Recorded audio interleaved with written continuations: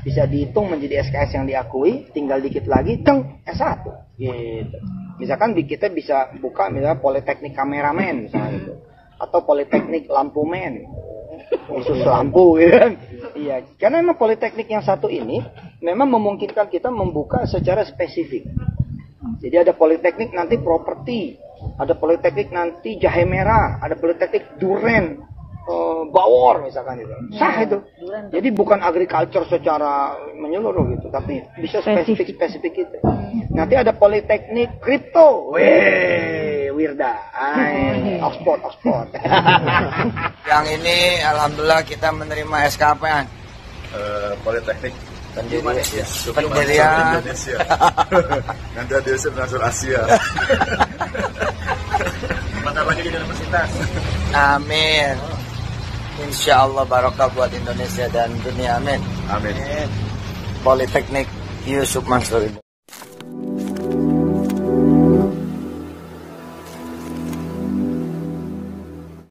Assalamualaikum warahmatullahi wabarakatuh. Welcome back to my channel Detektif Di.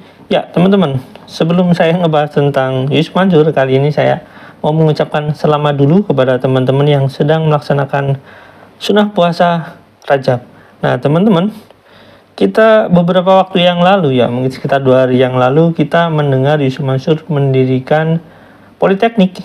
Itu namanya Yusuf Mansur. Nah di sini teman-teman, ini banyak yang berkomentar ya. Nah, di sini pun ada klarifikasi sebenarnya.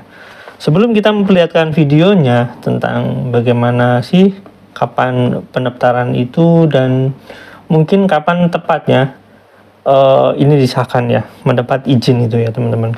Warta Ekonomi Jakarta, Ustadz Yusuf Mansur membagikan kabar membahagiakan sekaligus membanggakan pada Jumat ya. Di sini Profesor Samsuri ternyata telah memberikan SK izin Politeknik Yusuf Mansur miliknya.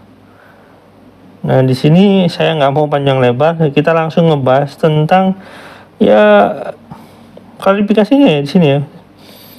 Ustadz Yusuf Mansur lantas bercerita panjang mengenai proses panjangnya mendirikan berbagai lembaga pendidikan selain Politeknik tersebut. Ustadz Yusuf Mansur telah mendirikan 3 lembaga pendidikan. Ini kampus keempat dan bukan saya yang namain kampus ini dengan nama saya. Ribuan orang yang ikut dengan saya sejak 2003 yang pada bersepakat menamakan ini. Jelas Ustadz Yusuf Mansur dalam unggahannya di Instagram. Selain memberikan klarifikasi, Ustadz Yusuf Mansur juga memberitahukan rencana mendirikan Universitas Yusuf Mansur tahun 2023 ini atau paling lambat pada 2024. Oke, itu adalah klarifikasinya ya. Terlepas daripada penamaan itu usulan siapa atau bagaimana ya nggak masalah sebenarnya dalam pandangan pemerintah ya.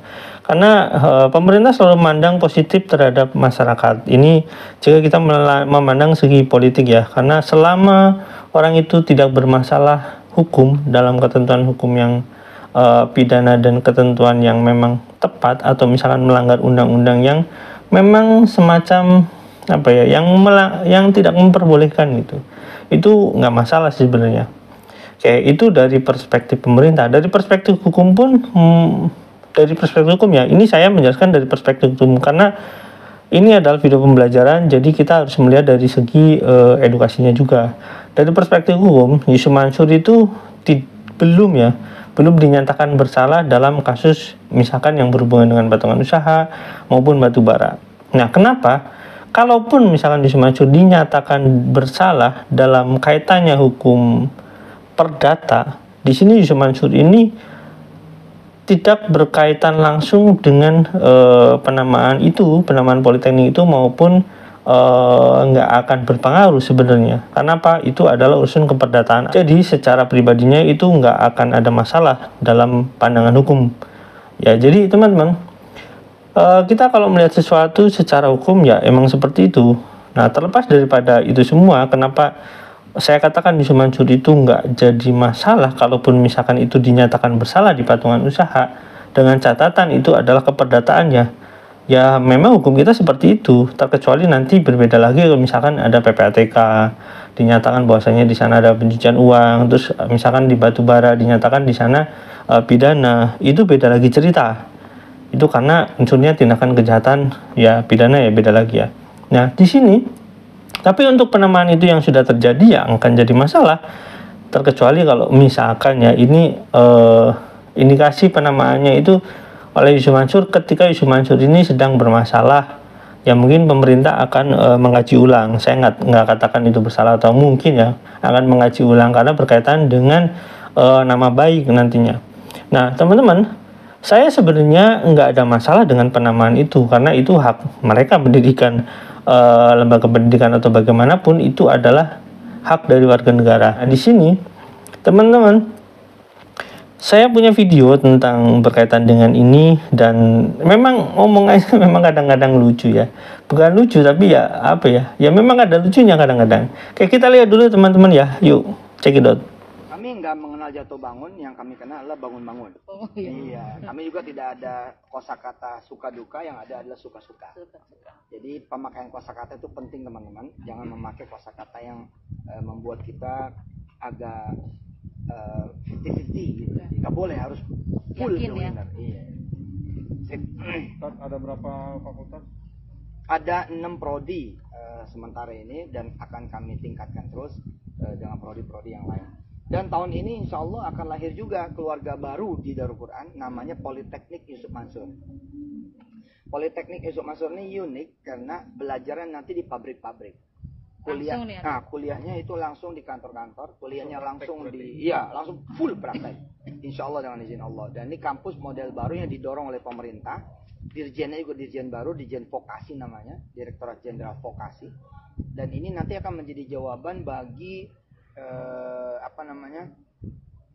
indeks pendidikan tanah air. Jadi mudah-mudahan dalam kurang dari 10 tahun yang akan datang semua sebangsa setanah air ini minimal S1. Karena sekarang tukang singkong, tukang tempe, tukang pecel lele, tukang gorengan, tukang mie ayam, tukang gado-gado segala macam itu bisa langsung menjadi sarjana terapan. Dan itu udah ada regulasinya. Misalkan anda nih karyawan wartawan itu kan udah sekian tahun. Nah, sekian tahun itu bisa dihitung menjadi SKS yang diakui, tinggal dikit lagi S1 gitu. Misalkan kita bisa buka misalnya Politeknik Kameramen misalnya gitu. Atau Politeknik Lampumen, khusus lampu gitu kan. Iya, karena memang Politeknik yang satu ini memang memungkinkan kita membuka secara spesifik. Jadi ada Politeknik nanti properti, ada Politeknik nanti jahe merah, ada Politeknik duren, bawor misalkan itu. Sah itu. Jadi bukan agriculture secara menyeluruh gitu, tapi bisa spesifik gitu. Nanti ada Politeknik kripto. Weh, Wirda. Oxford. Ada Politeknik nanti IPO, Politeknik saham dan IPO. Ya, bisa, mungkin. Ada Politeknik coding, hanya khusus coding aja, bisa. Ada Politeknik reparasi gadget, bisa. Jadi ini nanti lahir Politeknik Yusuf Mansur, dan habis itu nanti akan berkembang di banyak kota di seluruh tanah air Politeknik Yusuf Mansur dengan izin Allah Subhanahu wa taala. S1 itu semua Pak? Iya, sarjana terapan Pak, D4 Pak. Oh, D4. Iya, ya itu udah S1 lah. Memang S1 itu izin Allah Subhanahu wa taala.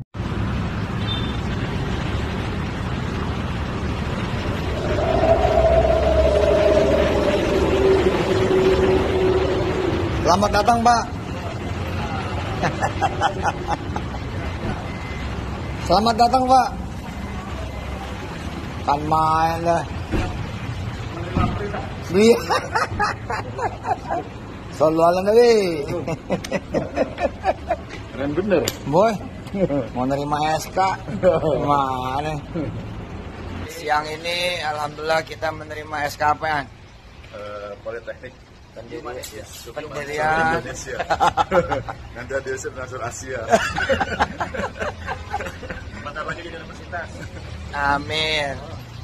Insya Allah barokah buat Indonesia dan dunia. Amin. Amin. Politeknik Yusuf Mansur Indonesia. Sallu ala Nabi Muhammad. Alhamdulillah sudah sampai di LL Dikti wilayah 4 Jabar. Barang Pak Rektor Institut Darul Quran, Rektor segala kampus, Rektor antar bangsa, Masya Allah.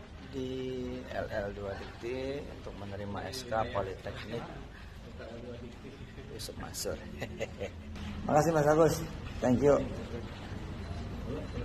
Ayo kita ke atas. Bismillahirrahmanirrahim. Alhamdulillah.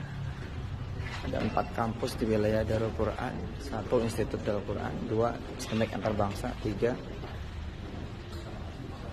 Universitas Mahakarya Asia, yang keempat yang hari ini lahir, Politeknik Yusuf Mansur. Sallu ala Nabi Muhammad. Yayasan Darul Quran Indonesia ini pendirian Politeknik baru. Sekarang ada namanya Politeknik Yusuf Mansur Indonesia. Terima kasih. Masya Allah. Mangga. Bismillahirrahmanirrahim. 1 kali visit selesai. Bismillahirrahmanirrahim. 1 lagi.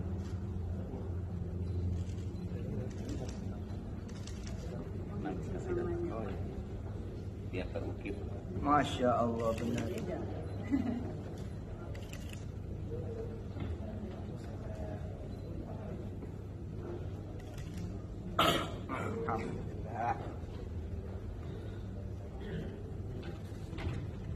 Oke, begitu ya teman-teman videonya. Jadi pada prinsipnya saya itu nggak ada masalah dengan penamaan itu. Cuma yang jadi masalah adalah saya nggak ada masalah ya. Cuma yang jadi masalah adalah pertanyaan saja.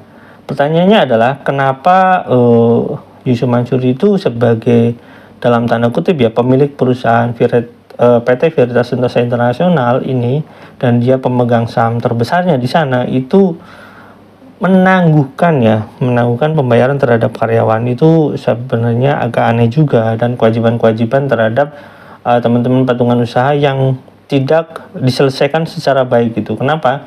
Karena jika itu berkaitan dengan saham, ya sampai sekarang mereka kan nggak jelas sahamnya bagaimana. Dan kalau berkaitan dengan karyawan Paytrend, di sini dalam tanda kutip ya itu karyawan PT VSI termasuk juga karyawan Paytrend, karena itu mungkin masuk dalam satu entitas bernama Paytrend, di mana Paytrend itu perusahaan aplikasi. Jadi teman-teman karyawan ex Paytrend itu yang belum digaji dan dijanjikan untuk Februari ini kan udah mendekati ya.